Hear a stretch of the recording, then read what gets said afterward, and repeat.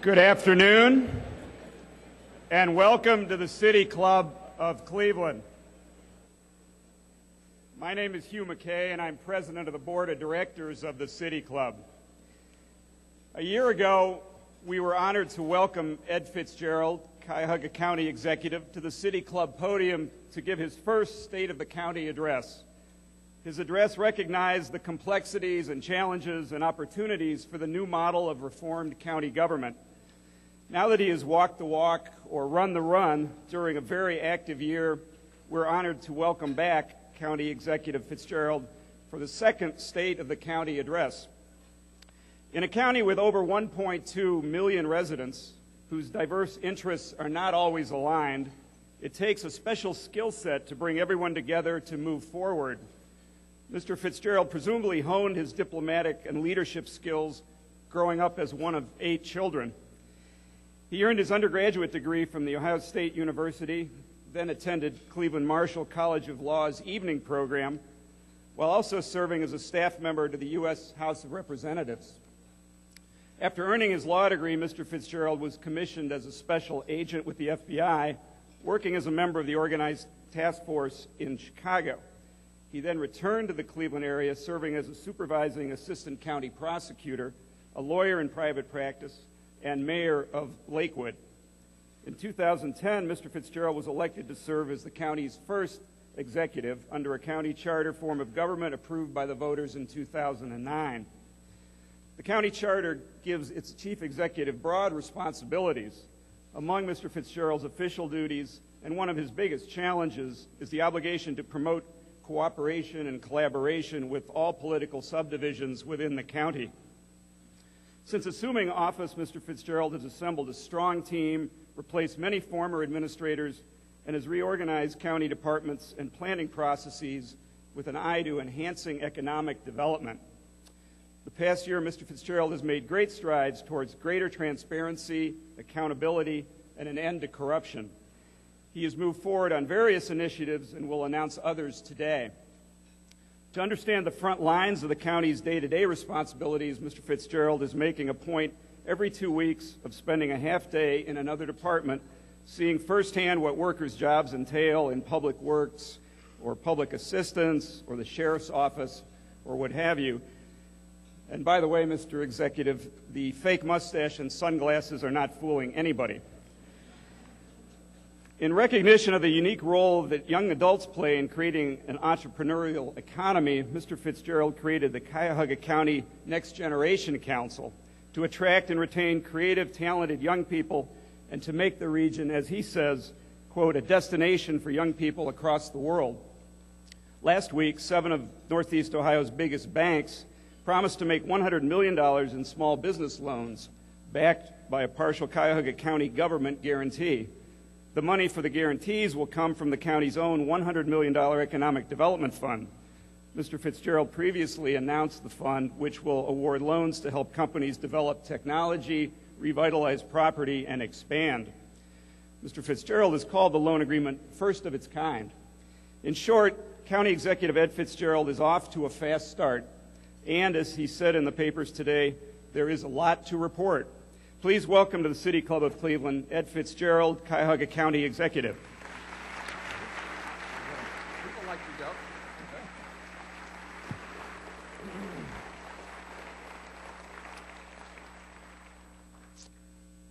Thank you very much. Thank you very much, Hugh. Thank you, all of you, for being here, for coming. Thank you to everybody who prepared and served the food for us. The food was great. I noticed that even Dr. Cosgrove, who's at my table, ate the high-fat portions of the meal. So I was it must have been good. I want to thank the City Club, which is our local citadel of free speech, for hosting my second State of the County address. Although I have to tell you that I really did not have too much choice in the matter, because I feel like I need to disclose to you that the City Club did threaten me that if I didn't give the speech here live and in person, they would just reenact it later using puppets. And so for those of you that would actually prefer that, I hope this live performance is not too much of a disappointment. 1 year ago, I was able to report to you that the attendance at this event was about 3 times more than it was under the old county system where they had given a State of the County address. And today I can tell you, and as you can see looking around the room, the attendance here today is 10 times greater than it was the last time the county commissioners presented a State of the County address. 10 times greater. And that is not a compliment to me. It is a compliment to you, because your presence here is a tangible example of the optimism which was a hallmark of the beginning of this experiment, which has survived and actually grown in the last year. So we have a lot to discuss today, so let me get right to it. Well, much progress has been made since our transition to a new form of county government. We were coming out of a period of unprecedented corruption, and now we have entered into a period of unprecedented openness, transparency, and integrity in county government. We know that the people in this county do not have the utmost confidence in what goes on in Washington or in Columbus, but there is a growing confidence in the way that county government is now being conducted. And if we approach this strictly from a political standpoint, it might be wise to just rest on our laurels, consolidate our achievements, and stop taking political risks. That's exactly what I'm not going to do. The confidence and trust we have built with the people of this region in the last year must be used for a high purpose. And so with that in mind, I'm going to attempt to present to you a State of the County address unlike what you may have heard in previous years. What you're going to hear today is going to be more than a recitation of programs and initiatives, nor will it be a simple accounting of the achievements of the last year. My goal today is to take stock of our current situation, but also to outline a long-range, multi-year agenda for the progress and transformation of this county. Because as proud as I am of what's been achieved in the last year, we've really only affected the way in which government has been conducted, but we're not yet truly affecting and impacting outcomes in a more significant way as defined by economic or educational or human services benchmarks. Now, some local historians have identified 12 key historical events in the history of Greater Cleveland, and these range from everything from the settling of this territory and the original establishment of the Western Reserve to our leadership in the Industrial Revolution to the establishment of our medical and cultural institutions. And according to this timeline, the last significant event in our history was the establishment of this new county government after nearly a century of trying. And even then, only after a corruption scandal imploded the old system. The importance of this is it's the only significant event in our history which is unfolding as we speak. We get to write the ending to this story, whether it's another disappointment or the breakthrough that we've been waiting for. I have a 3-part strategy that I have tried to follow in the last year or so. First, I sought to restore the public's faith and trust in county government, because without public confidence, any other significant reforms would be impossible. Second, I wanted to use the powers granted to us by the Charter to tackle the full array of problems facing us. And third, I wanted to use the official and unofficial power of this office to try to harness the capabilities of the myriad institutions which operate here, public, private, and nonprofit, and get them working together as a unit on agreed upon goals. Let's begin our efforts in the past year to restore public trust and confidence, and let's talk about those in a way that I describe as a year of 100 reforms. And don't worry, I'm not going to go through all of them. But I want to assure you that every single aspect of county government is being scrutinized and evaluated. So what are the principles that have guided our steps in this process? First of all, we have attempted to measure all of our program outcomes. We measure employee performance. We compare ourselves to best practices across the state and across the country. We're always striving to engage with the public and build partnerships with the private sector. We attempt to be as open and transparent as we can, and we try to use the latest technology to do that. And we become a non-political organization, open to all people of talent. And our overall philosophy is that we don't want to just be an improvement over the old system. We want to create the premier county government in America. I can report to you today that using these principles as our guide and working in tandem and very closely with our county council, we've made great progress in a very short period of time. And there's a partial list of our reforms and improvements that are supposed to be scrolling on the screen behind me right now. And I'm just going to mention a few of them. First of all, adopting the strictest ethical code governing any county in Ohio. Enforcing that ethical code by being the first county in Ohio to have an independent inspector general. Evaluating every county employee and expecting that their conduct is consistent with the highest standards of public employment. Relentlessly driving towards greater efficiency across a whole array of functions, including procurement, contracting, health benefits, and the number of employees. As a matter of fact, to date, we have over 300 fewer employees, net employees, than we did when we began over a year ago. And while other counties across the state and across this country have been raising taxes or slashing services because of the unprecedented cuts to local government by the Kasich administration, our reforms have actually allowed us to increase our fiscal strength and pass a 2-year budget with no tax increases while doing more than ever before. We've been very busy consolidating and streamlining departments and developing the county's first long-range technology strategy. We're conducting a comprehensive asset inventory, including all of our vehicles and our many buildings. We're committed to conducting the public's business in public, openly, and transparently, and especially by using technology to let sunshine into our internal processes. We're living in an era, and we all know this, when public satisfaction with government performance is at an all-time low. There are many reasons for that level of disappointment regarding the state or the federal government. But we hope that our actions in the last year have, in some ways at least, been an antidote for that disappointment and that cynicism. I think that we have demonstrated that it's possible. It's not just a theory, it's possible that you can make government smaller, more efficient, more effective, more transparent and honest, more of a merit system, and you can do it for less money. And there's a very simple formula that we've tried to follow this year to gain the public's confidence and trust. Just do what you said you were going to do and let the politics take care of itself. The reforms of the last year also served another purpose. They've given us now a local government which is more suited than at any other time in our history to accomplish great things.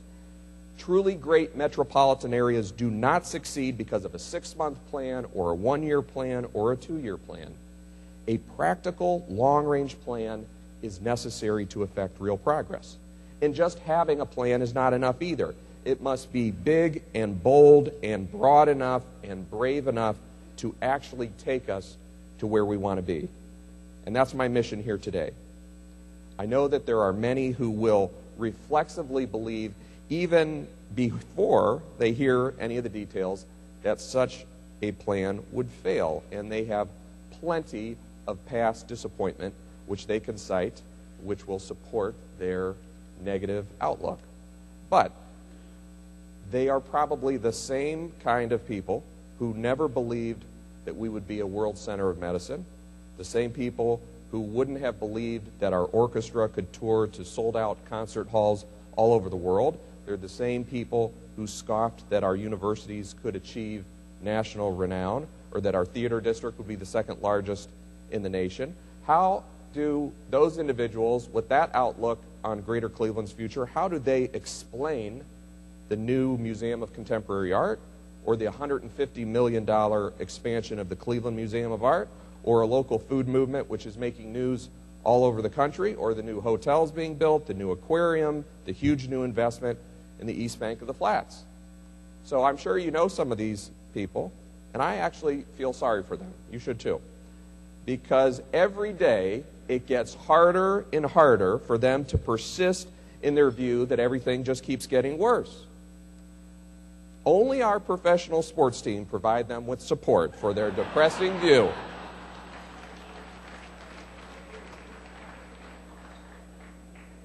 And no, I do not have a plan to address that problem.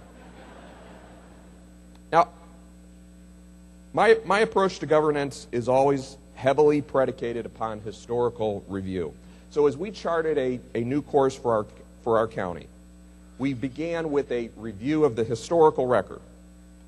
Too often, people in this era look back upon our history as some distant and impossible to equal golden age.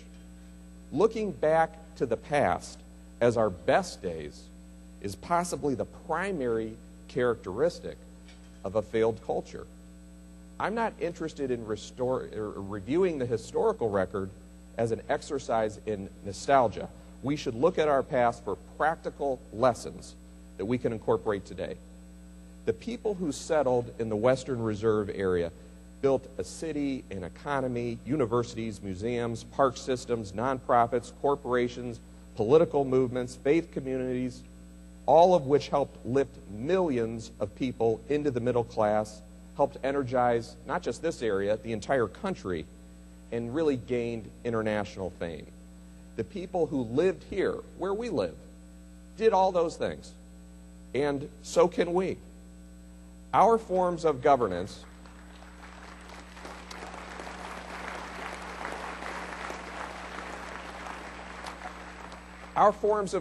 do not dictate whether or not we succeed, and sometimes civic success comes despite governmental leadership. But since everyone concedes that we have suffered from symptoms of economic decline, then it follows that we need a local government which operates at the highest level. A review of the historical record indicates that our economic progress and our political progress diverged at some point in the 20th century. While the economy continued to grow in the first half of the 20th century, and with it our population, our political systems did not adapt and progress. In some respects, the reforms of government which swept the country beginning in the progressive era were never fully realized here, and we paid the price for that. In fact, in many ways, local government went backwards. When this area was first settled, partly as a consequence of the Revolutionary War, this entire area was known as the Western Reserve. And over time, as our population and economy grew, we continued to fragment and subdivide. For instance, in 1860, there were 29 municipalities, but by the early 20th century, that number had doubled. Much of the inefficiency and lack of coherent strategy inherent in this multiplication of municipalities was obscured when we were in a period of robust economic growth. But now that we find ourselves in the 21st century where we're competing against an array of more coordinated and strategic metropolitan areas, while at the same time we're struggling with our own economic changes, we must adapt quickly or we're going to risk being left behind. The stakes are so high, the situation is so rife with risk that we need to have a comprehensive county-wide plan, and we need it right now. It is self-evident that our current patchwork of individual kingdoms is powerless to execute any coordinated strategy to compete in a global economy. It wasn't just that the wrong people were in charge of the county. No one has been in charge of the county. So we've just been really a punching bag for our more coordinated rivals across the country. So today, I am presenting for your consideration a long-range and practical plan which has an appreciation of our historical legacy and combines it with innovative public policy strategies. And I'm calling it the Western Reserve Plan. And it includes the following 12 principles. First, implementing a practical strategy for creating a functioning countywide metropolitan government. Second, establishing Greater Cleveland as a center of entrepreneurship and job growth. Third, designating and designing a place-based economic development strategy which recognizes the centrality of downtown Cleveland to the region as a whole. Fourth, aligning and coordinating both public and private resources around our most pressing human service needs. Fifth, identifying education from early childhood forward as the central factor in individual and community success. Sixth, embracing a health and wellness culture which mirrors the excellence of our major medical institutions. Seventh, incorporating economic inclusion as a guiding principle in our economic development strategy. Eighth, branding our metropolitan area as an international city which harnesses the energy of our younger generations. Ninth, adopting a collaborative approach to the foreclosure crisis from prevention to restoration. 10th, honoring the service of our veterans by giving them priority in hiring, training, and education. 11th, protecting our county by leading a county-wide public safety initiative. And 12th, creating a culture within county government which implements on a continual basis nationally recognized good government practices and innovations. So, as to the first item, it's time to be brutally honest about the discussion which has been taking place regarding the possibility that we will regionalize our services or governments or both. First of all, the discussion has been going on for approximately 100 years, and that says it all. Because although there have been examples of progress, and for the first time the county has assisted in those discussions, we are not on a real trajectory to any serious form of shared services, strategies, or consolidated government. We just are not. And it's time to stop pretending that we are. When this concept was first seriously proposed in the first half of the 20th century, some of its proponents knew, and they said then, that the time was of the essence because at the time about 80% of the population was in the city of Cleveland, and their fear was that as population inevitably migrated outwards, that it would make it more and more difficult to create a regional approach to government. And they were right, and that's exactly what happened. So for 100 years, we've had this very interesting philosophical discussion, which gets us almost nowhere where we haven't already been. The comparison of us to other metropolitan areas who have consolidated, usually those comparisons are frankly ill-informed. There's no other place in the country, there's no other county in the country where cities have individual home rule rights as they do in Ohio. Did I say Hawaii? I think I was saying.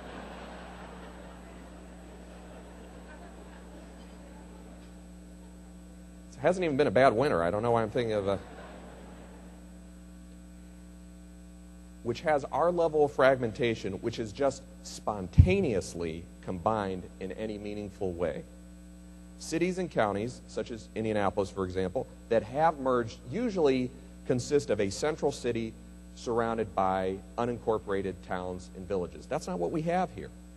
But there is a way to get there, and we can do it without forcing anything on any individual city. Cities perform, here's how we can do it. Cities perform a myriad of services, ranging from street repair to garbage pickup to public safety. And in this county, in general, those functions are performed by 59 different communities, with all of the accompanying inefficiencies that you can imagine.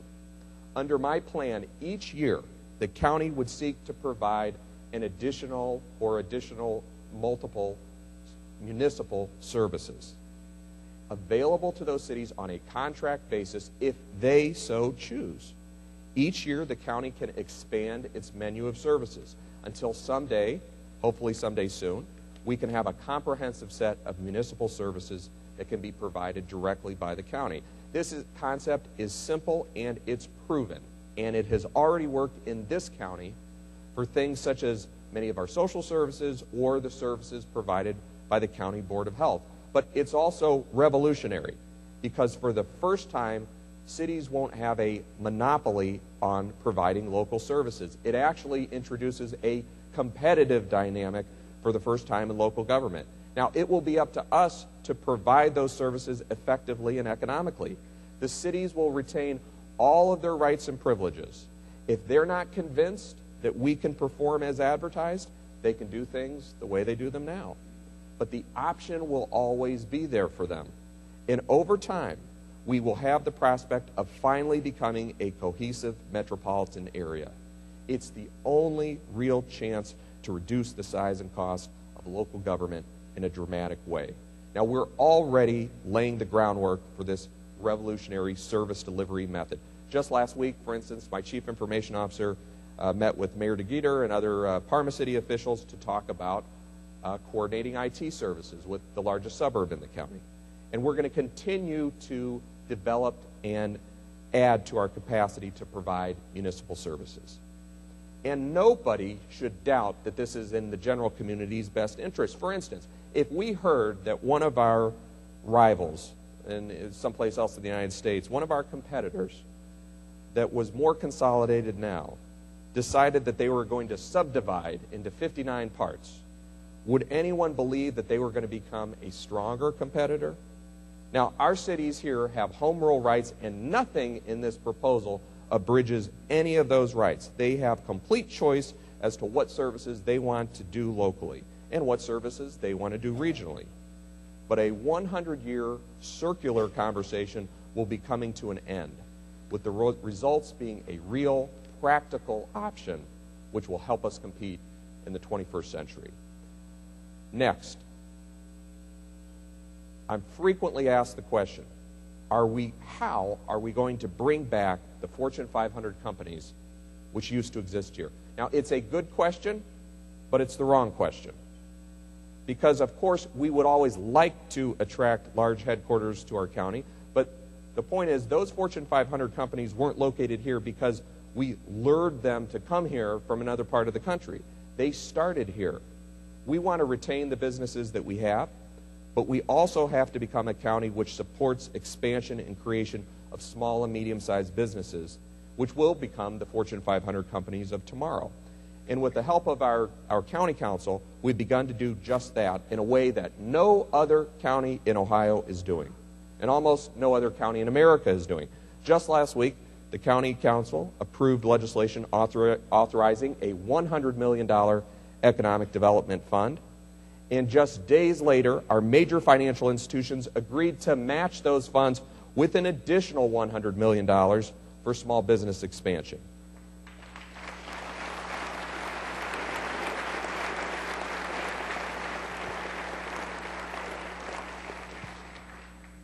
Thank you for clapping because I needed a drink. In addition to making these funds available to create real jobs, our no poaching and business attraction agreement, which has already been signed by 20 cities with more on the way, is providing a level of coherent economic strategy that we've never had before. So by making capital available and finally realizing that we're supposed to be competing against the world and not against each other, we're on our way to making this county a major destination for business formation and expansion in the United States. Now, my next point, take another drink. Related to that, my next point is my belief and my plan that we really have to regard the city of Cleveland as the capital city of Cuyahoga County. No major metropolitan area can thrive without a vibrant urban core. Now, there are those who just do not understand that. They don't understand that no matter where you live in Cuyahoga County, what happens in Cleveland matters. To use it...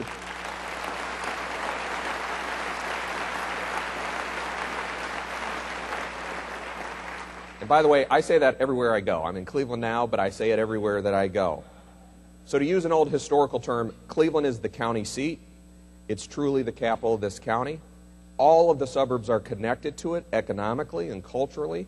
It's a mutual relationship. Cleveland can and does help the surrounding suburbs, and the surrounding suburbs help Cleveland. And we've tried to strengthen that bond by working very collaboratively with Mayor Jackson and Cleveland City Council.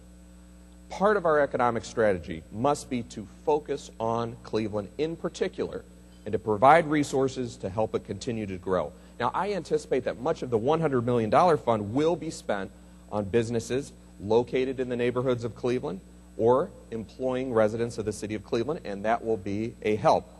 But there's also an enormous amount of capital being invested in downtown Cleveland, from the Medical Mart and Convention Center to the East Bank of the Flats to the casino. And once those major projects are complete, we have to get ready to begin the next phase of development to keep the momentum going and to tie together all of these assets. It's imperative that right now we start to create the capacity to fund a place-based economic strategy which recognizes just how crucial this area is, not just for Cleveland, but the entire region. And that's why today I'm proposing that the county dedicate the entire proceeds of the county's share of the casino revenues to assisting developments and improvements in the area from the West 25th Street to the Cleveland State Campus and from the Water's Edge to the Interbelt. Part of our fiscal strategy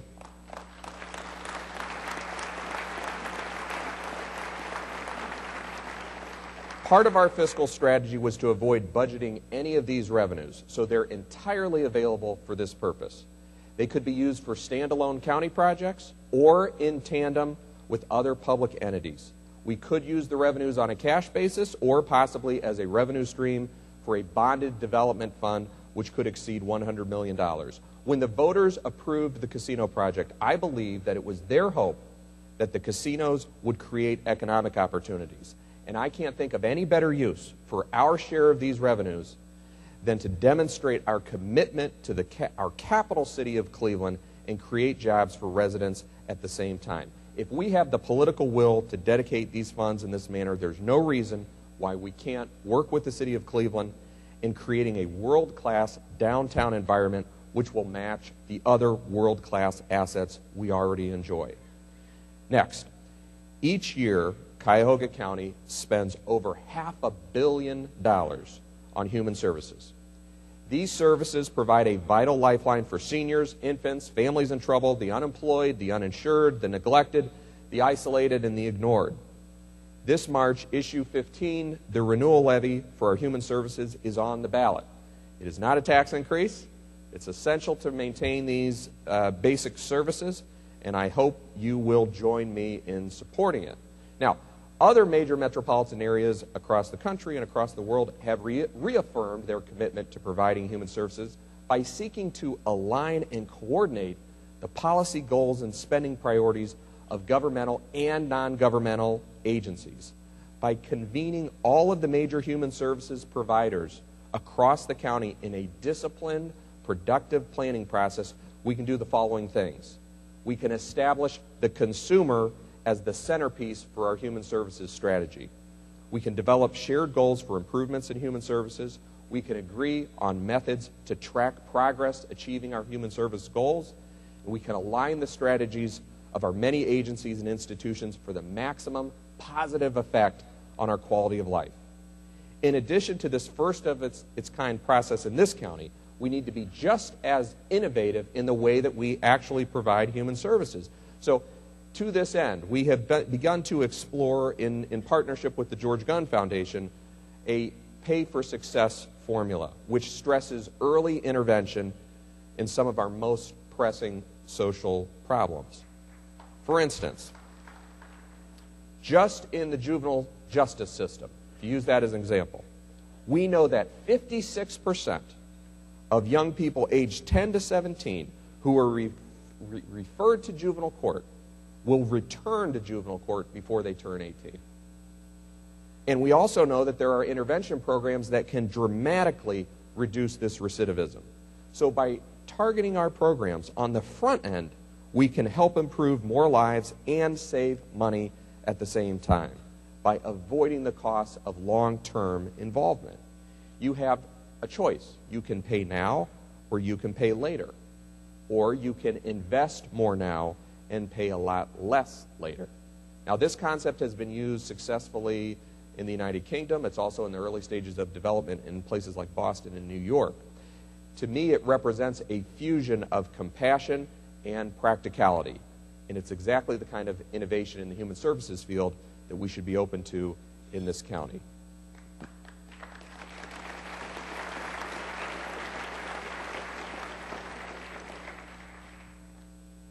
There was a time in this area where the demand for unskilled labor was so great that even a lack of education was not a barrier to the middle class. And those days are over. In very blunt terms, if you do not receive a quality education, you will, in all likelihood, spend the rest of your life in poverty. Our county charter requires us to devise a scholarship program to increase educational attainment, and the county council has been studying various approaches and drafting proposals to fulfill this mandate. But the scale and the scope of the problem is truly daunting.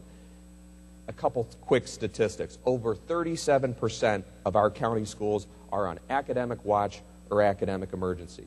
Only 71% of our students graduate from high school, and only 27% of our residents in Cuyahoga County possess a college degree. It's about 10 points below the national average, by the way.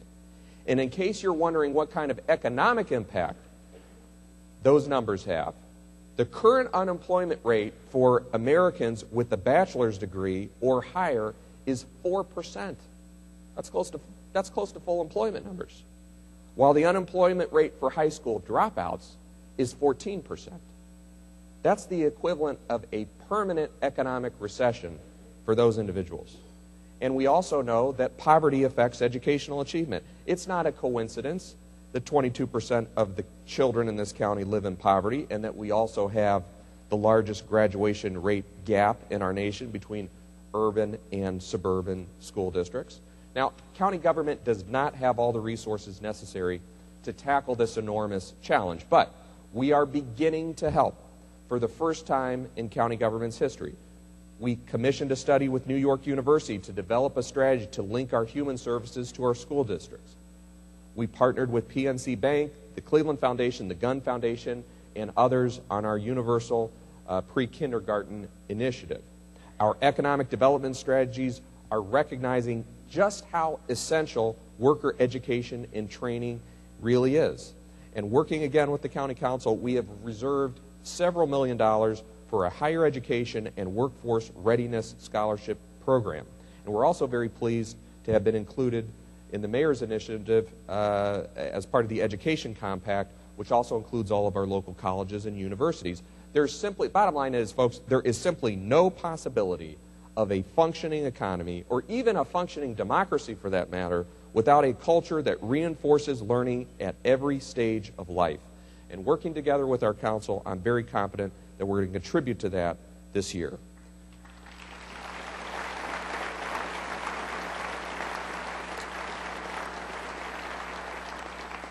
One of the great ironies of our community is that people travel from all over the world to receive medical treatment in our major medical facilities. But the sophistication of the care that we provide is not matched by the actual health of the residents who live here. And for some indecipherable reason, there are people in the United States who have attempted to make public health campaigns a political issue. If you smoke or if you eat too much, you place a burden on the local health care system, on our health insurance system, and on your personal finances, and on the quality and the length of your life. And that's not a political issue. That's a public health issue. And to address this concern,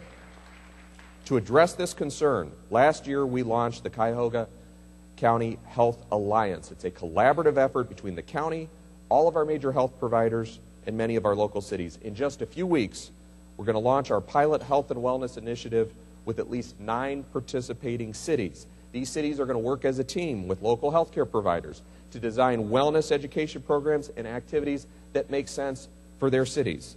And in this, as in everything else we do, we're going to start charting our progress so that we can track, and you can track, the effectiveness of this coordinated strategy to make Cuyahoga County one of the healthiest counties in the United States. Now, I talked before about economic strategy, but there's another portion of that, and that's economic inclusion. Greater Cleveland has gone through its share of recessions and expansions, but for too many of our residents, there seems to be a permanent lockout from true inclusion in our local economy. We're on the cusp of a historic wave of public and private projects that are coming to fruition in the next couple years. But in the past, the county has only responded to the reality of economic exclusion by very sporadic and ad hoc responses. So to address this problem, Later this month, I will be convening an economic inclusion task force, which will be tasked with devising a strategy to ensure that we continue to add to our list of major projects the economic benefits that flow from those projects and ensure that they will actually reach those who need the work the most. Economic inclusion cannot be based on privilege or nepotism or cronyism. As we grow out of the recession, and I'm confident that we will, I believe that the over 60 distinguished citizens who have already volunteered to serve on this Economic Inclusion Task Force will develop a fair and workable strategy to ensure that the economic opportunities we create are open to every resident, especially those who historically have been excluded.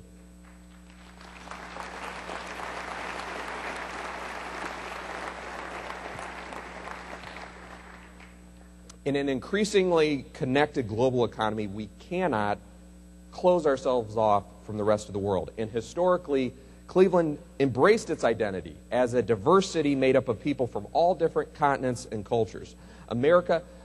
Although America has really always been conflicted about immigration. We claim to embrace the identity of a nation of immigrants, but some of us, after a generation or two, conveniently forget that we were immigrants, and we drift into xenophobia. The fact is that immigrants were a key component of Cleveland's success in the 19th and 20th centuries, but today, only 6.5% of Cuyahoga County is foreign-born, and that is half of the national average. Studies have shown conclusively that immigrants boost local tax revenue, in part because of their higher-than-average rate of being entrepreneurs. And immigration increases our intellectual capital as well.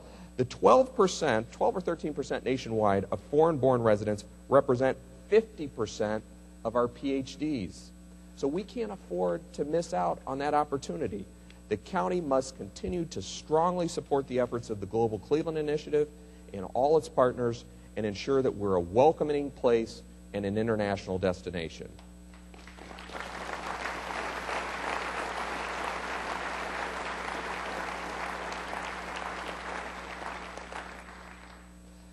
As you're all aware, years of foreclosure auctions in Cleveland have left behind more than 11,000 abandoned properties. And the problem isn't just restricted to the urban core. As a matter of fact, today the suburbs have nearly twice as many properties in foreclosure, going to foreclosure auction, than the city of Cleveland does. Now, nationwide, there's a growing consensus. There are tireless federal, state, and neighborhood advocates. I see some of them here today.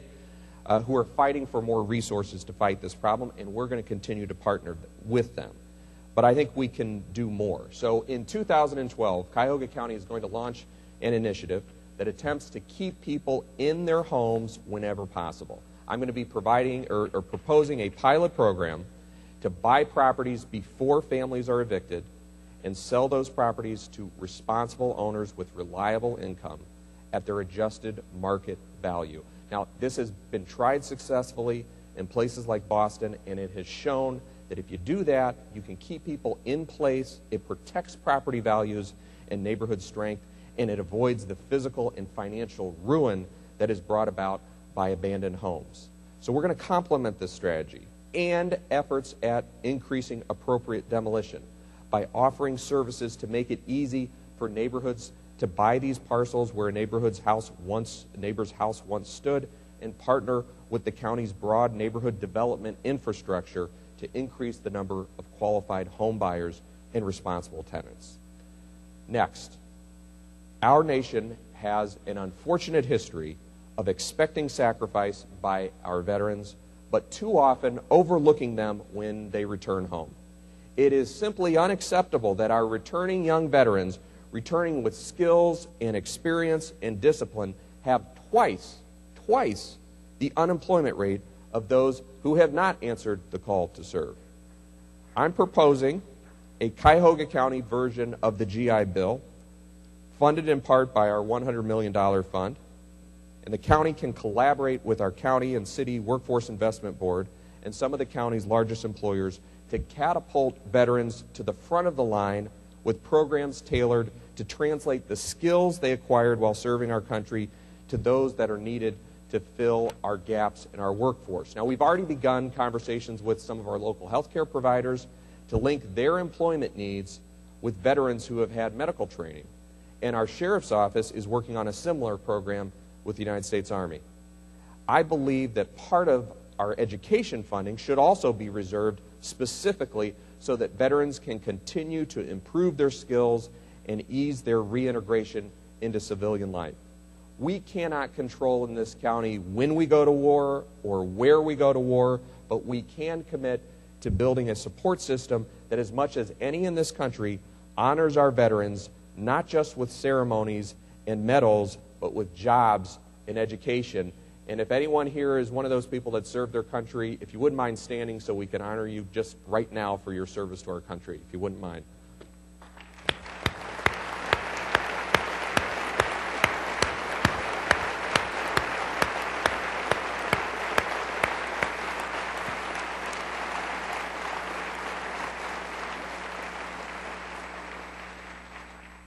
Just as it is illogical to have an economic development strategy which is subdivided into 59 parts, it's just as illogical to have a public safety strategy subdivided into 59 parts. So our sheriff's office is starting to take a more active role in assisting local law enforcement.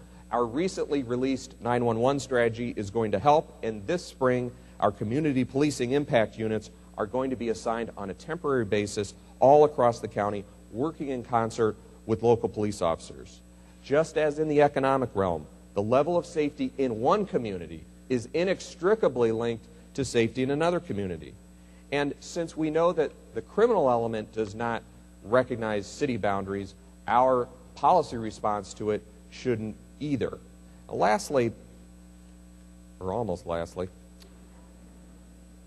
talk about what I call county government 2.0. The more than 100 reforms that I referenced earlier are important, but we will have been writing in sand if we don't create a culture within county government which is singularly focused on excellence, merit, integrity, transparency, customer service, and innovation.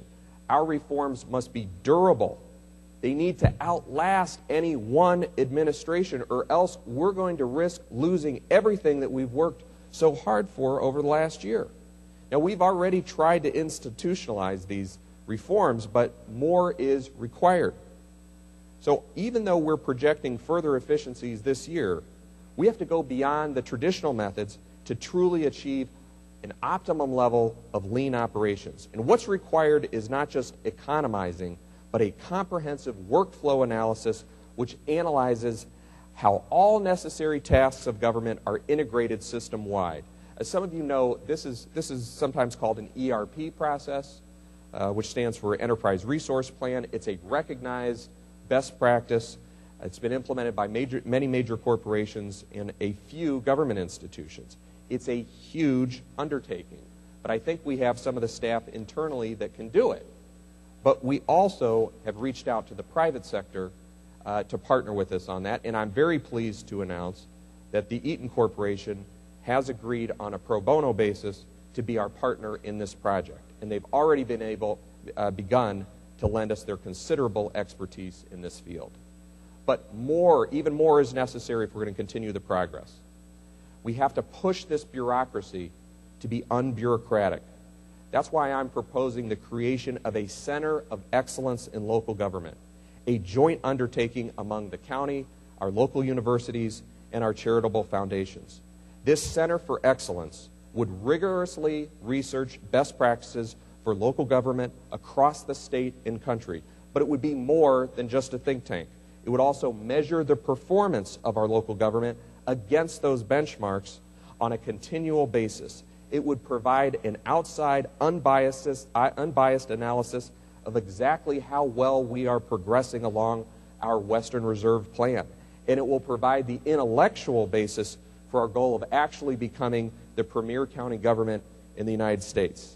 And based on my preliminary conversations with foundations and universities, I'm confident that it will get underway this year.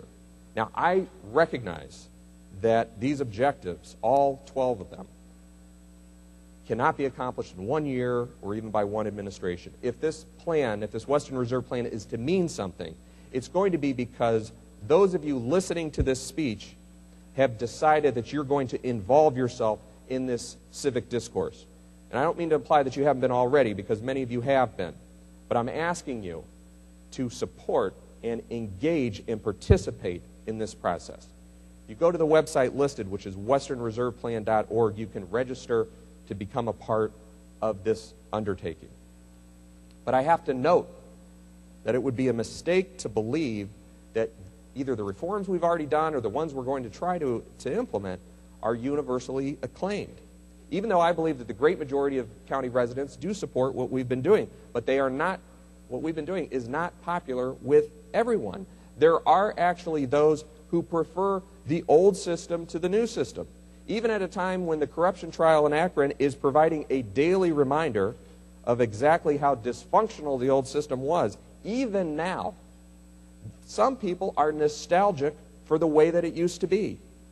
And history is full of examples of reform movements that died after the initial outrage over a scandal cooled down. All of us, everyone here, must be on guard against complacency and the desire by a self-interested few to return to the way things were before. So whenever and wherever there is an attempt to return to the old ways, I'm going to do everything possible in my power to prevent that, and I hope everyone here will join me in that.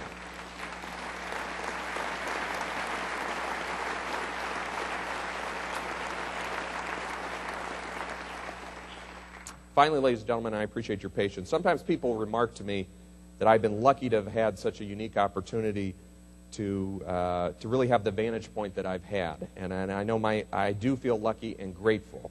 And I know my colleagues on county council feel the same way. But it isn't our opportunity. It's your opportunity, because there's never been a time before in the county's history where an informed and engaged citizen can so fully participate in a relaunch of our government structure. Those of us who are elected, yes, we have a duty, but everyone here does as well. I know that you're engaged in a lot of activities, but if you can just reserve a small portion of your time to supporting these efforts, it will make a relapse into the old system impossible. We have this very brief moment to do as much as we can, as fast as we can. We have to run as fast and as far as we can while the wind is still with us. I think you'll find, if you continue to run this race with us, that our momentum is going to keep building. We're going to outpace the cynics, outrun the status quo, outlast the old guard, and prove once again that Greater Cleveland, as we have for more than 2 centuries, can compete and win across the country and across the world. Thank you for your support and your attendance here today. Thank you very much. Thanks, sir. Excellent. A little long. Well done. Well done. Well done.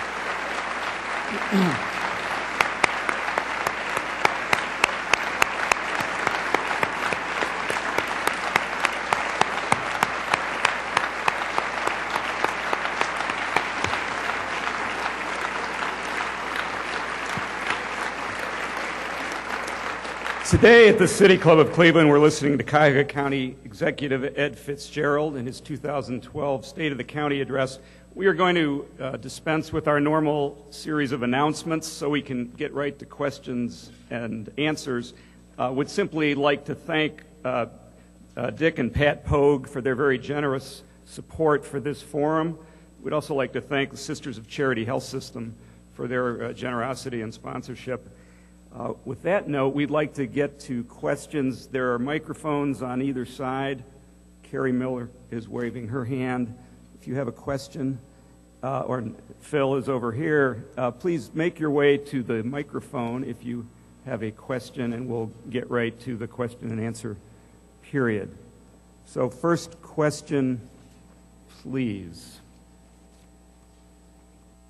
Mr. FitzGerald, thank you so much for such a bold vision for our county. As you no doubt are aware, more than 5,000 individuals each year return to Cuyahoga County borders from state prisons. Was wondering if you could share with us any short-term and long-term goals the county has to assist those returning citizens. Sure, that's a great question. And before I answer your question, I just wanted to note that after I was done speaking, I noticed the people in the back gave me a standing ovation, and people in the front all sat down. So next year we'll reverse. The people in the back, you'll get the better seats next year. Maybe they're getting up to leave, though. You ask an excellent question, and it goes to a couple things that I try to mention in my speech. I come from a law enforcement background. I was a prosecutor and an FBI agent, and I participated in a lot of investigations and prosecutions. But I realized at a certain point in time that you can't prosecute your way out of a problem. When someone is sent to a correctional institution, they don't disappear. They come back. And as you said, over 5,000 are coming back to Cuyahoga County, at least 5,000. Some people think it's more. And we've got to have an economic strategy that includes them. And it may be politically popular to write them off, but they are here. And we can't afford to have what basically amounts to a permanent underclass for those individuals who have been incarcerated. If they have served their time and paid their debt to society, they have got to be reintegrated into the economic life of our community. And even if somebody doesn't feel, if that doesn't tug at somebody's heartstrings, and they say, well, I don't care, there's an economic price that we all pay for their exclusion. Not to mention the fact that the more they are excluded from meaningful work, the more likely they are to contribute to the recidivism rate. We know that there are programs that work. And when I was talking about trying to invest early in a process as opposed to the end of life, I can't think of a better example than trying, when somebody gets out of a correctional institution, to try to link them up with meaningful employment and education. And that's part of what I hope our Economic Inclusion Task Force will deal with.